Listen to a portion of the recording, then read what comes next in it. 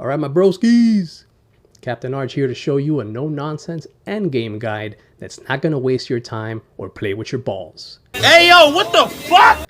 What this build allows you to do is establish control in a chaotic battlefield, as well as provide you with the opportunities to pull countless clutch plays to save your team and have them praising both the Emperor and you. This build contains nasty single target damage, massive AoE potential, strong survivability, and the ability to put your team on your back and extract them out safely. If you're watching this and you enjoy it, subscribe to my channel and let's be bros. I have a link to the build in the description and you can find chapters there as well. We'll be using the Eviscerator to bring forth carnage. On modifiers, you're looking for shred, cleave, and penetration. With perks, I went with hit chance as this build relies on crit and bleed for both damage and cooldown refresh. For the second perk, I took unyielding for enemies to better deal with ragers. But I also recommend carapace enemies to help you shred armor elites faster, since we'll be using our flamer to take on Nurgles, chaos spawns, and plague ogrins. You'll see later on in this guide how I shred through some unfavorable situations and still come out like a top G. For blessings, I went with Wrath to further enhance our ability to shred through overwhelming waves of hordes you'll be facing in Heresy and Damnation, the two highest difficulties in Darktide. My last blessing is Momentum, and this is to further boost my toughness regen, as you'll see that I run high toughness regen on this build because I like to play super in your face and aggro. Our secondary weapon is the Flamer.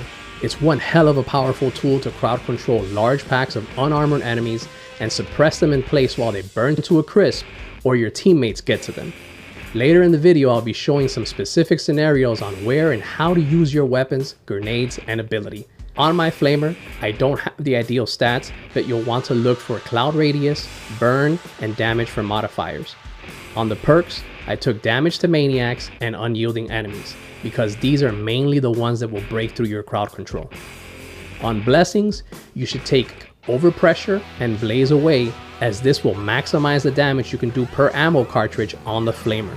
Additionally, because of these blessings, you don't want to reload while still having ammo in your cartridge, because the longer you hold the flame, the higher the damage you do. The lower the ammo that's left in your cartridge, the higher the damage you'll do as well too. We'll also be relying on a point in our talent tree that will give us increased damage on our primary after we empty the cartridge on the secondary. With Curios, I took +1 wounds on each one, so that I can soak up damage if need be, since I'll always be in the line of fire. This build's weakness is ranged enemies, because you don't have the tools to engage them at a safe distance, but you can rely on smart positioning and your team to take them out. Remember that you should use your environment around you to your advantage. Utilize cover to wait out certain unfavorable situations, and you'll be using Flamer to pepper ranged enemies with fire to get them to stop shooting and run away or be staggered. The main perks I focus on with each Curio was increased ally revive speed, cause I'm out here like Captain Planet saving the bros. Let our powers combine. Earth, fire, hide! With your powers combined, I am Captain Planet! Go Planet! And toughness regeneration speed helps to keep the toughness bar full. With the third perk, you should take resistance to enemies that you don't like in particular. For me, I took resistance to flamers and gunners. Let's quickly review the talents in this build that enable this playstyle. Scourge allows us to stack bleed through crits, and then allows us to build crit stacks on bleeding targets. We'll be going down the middle of the talent tree to pick up Immolation Grenade, and then take a detour on the left to pick up Until Death and Holy Revenant for survival. We continue down the middle of the tree to pick up Beacon of Purity to heal corruption, and Chorus of Spiritual Fortitude for our ability.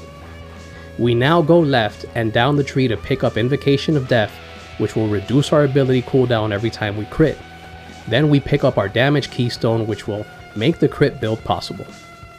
We pick up some additional stragglers in the form of Faithful Frenzy and Sustained Assault for more melee damage. This is a very action-oriented build. You'll be using your Eviscerator for 60 to 70% of the time in battle. It's exceptional at mowing down hordes in one heavy swing, and its chainsaw activated ability will let you shit all over crushers, reapers, shields, ragers, and maulers.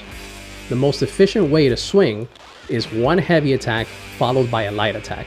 The first heavy within the sequence is a wide arcing swing, and the next attack, be it heavy or light, will be a diagonal strike downwards, which is why we want to go with a light attack so that we can quickly go back to using the heavy attack, which will be that wide arcing swing again. So remember, heavy, light, heavy, light. Additionally, because of our build, every time we crit with our primary weapon, we'll be lowering the cooldown of our ability, Chorus of Spiritual Fortitude, allowing us to use our ability with high frequency throughout the mission. The cooldown is normally 60 seconds, and you should have it up in about 30 in favorable situations. Our Chorus ability creates pulsing waves that crowd control enemy in place and even pushes them back in fear. Additionally, it will also fill the toughness bar of your allies and provide a toughness buff when the bar is full. Your judgment on when to use this ability will be based on the following. We just ran into a pack of gunners inside a building? Use Chorus to CC them and get them to drop their guns. Is my team being overrun by a huge group of horde, elites, crushers, and maulers?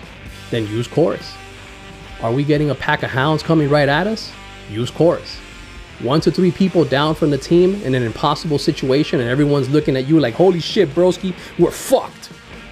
Use Chorus of Spiritual Fortitude to save that ass.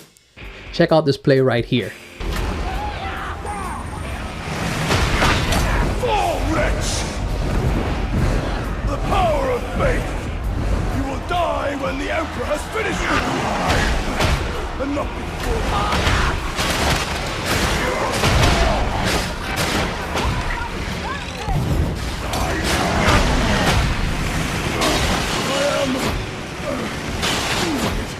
The Emperor has not yet ordained your death, freak! You do know you're touching me. Bessie, now trigger the system rush.